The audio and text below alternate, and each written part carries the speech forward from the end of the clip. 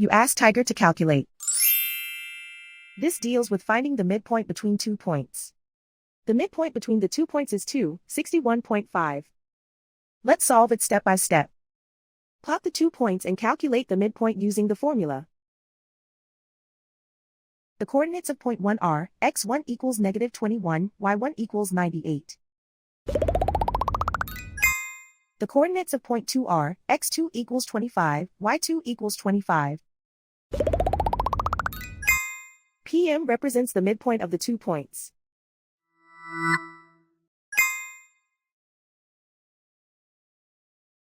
Use the x values in the midpoint formula to find the midpoints x. x1 equals -21. x2 equals 25. Simplify the arithmetic.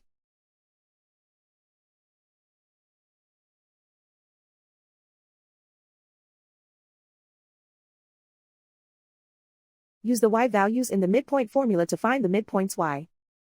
y1 equals 98.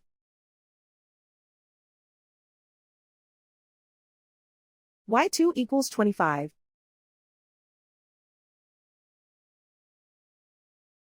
Simplify the arithmetic.